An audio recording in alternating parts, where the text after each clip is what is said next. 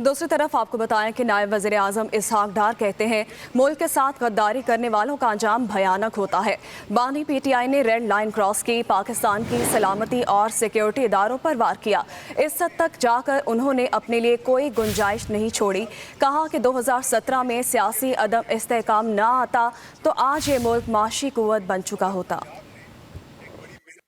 2017 में political instability मुल्क में ना आती तो आज ये मुआशी कुव्वत अलग फल से बन चुका होता। अब वो रोने धोने का फायदा नहीं है। 2018 के बाद जो कुछ हुआ वो आपके सामने है। वो मुल्क जो G20 की तरफ जा रहा था वो 4 साल के कलील अरसा में 47वीं मईशत गिर के बन गया। सियासत में ऐसी चीजें होती हैं, कोई घबराने की बात नहीं है। अगर पंजाब ने एक बड़ी मेहनत करके 14 रुपए फी यूनिट कम किया है तो आप दूसरे सूबों पे इसको जबरदस्ती ठोंस नहीं सकते। मैं रिकंसिलिएशन में बहुत बिलीवर हूँ। आज से 10 साल पहले जो धरना हुआ था 126 दिन का, वो इस कादम की क़यादत में जो नेगोशिएशन हुई कई हफ्ते, उसके नतीजे में उठा।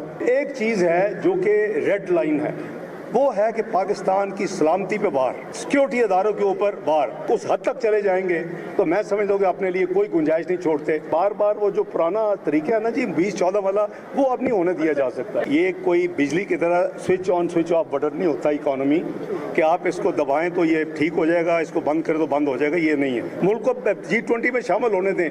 ये जब एक दफ़ा हो जाएगा, हम माशी कुव्वत बन जाएंगे तो फिर इंशाल्लाह मैं समझता हूँ कि लोगों को रिलीफ मिलेगा। दूसरी तरफ आपको बताएं कि नायब वज़ीर आज़म इसहाक डार कहते हैं मुल्क के साथ गद्दारी करने वालों का अंजाम भयानक होता है। बानी PTI ने रेड लाइन क्रॉस की, पाकिस्तान की सलामती और सिक्योरिटी इदारों पर वार किया।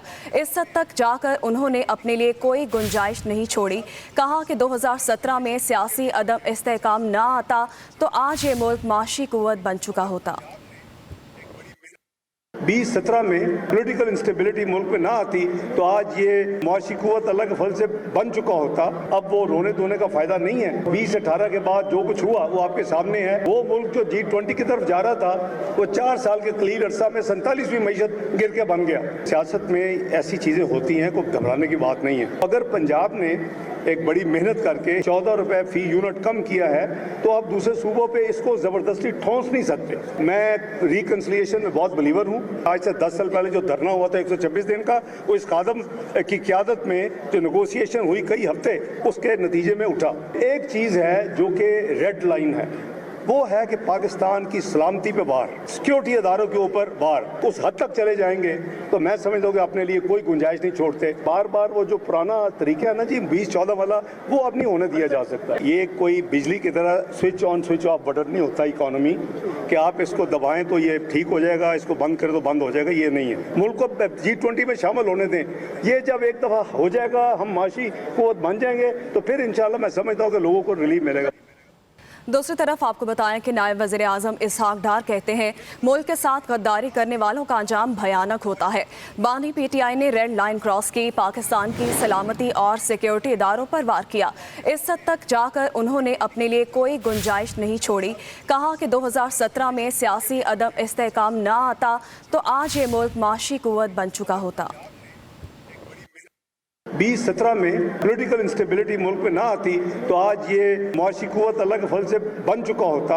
अब वो रोने धोने का फायदा नहीं है। 2018 के बाद जो कुछ हुआ वो आपके सामने है। वो मुल्क जो G20 की तरफ जा रहा था वो 4 साल के कलील अरसा में 47वीं मईशत गिर के बन गया। सियासत में ऐसी चीजें होती हैं, कोई घबराने की बात नहीं है। अगर पंजाब ने एक बड़ी मेहनत करके 14 रुपए फी यूनिट कम किया है तो आप दूसरे सूबों पे इसको जबरदस्ती ठोंस नहीं सकते। मैं रिकंसिलिएशन में बहुत बिलीवर हूँ। आज से 10 साल पहले जो धरना हुआ था 126 दिन का, वो इस कादम की क़यादत में जो नेगोशिएशन हुई कई हफ्ते, उसके नतीजे में उठा। एक चीज़ है जो कि रेड लाइन है, वो है कि पाकिस्तान की सलामती पे वार, सिक्योरिटी इदारों के ऊपर वार। उस हद तक चले जाएंगे तो मैं समझता हूँ कि अपने लिए कोई गुंजाइश नहीं छोड़ते। बार बार वो जो पुराना तरीका है ना जी 2014 वाला, वो अब नहीं होने दिया जा सकता। ये कोई बिजली की तरह switch on switch off button नहीं होता इकोनॉमी कि आप इसको दबाएं तो ये ठीक हो जाएगा, इसको बंद करें तो बंद हो जाएगा। ये नहीं है। मुल्क को G20 में शामिल होने दें।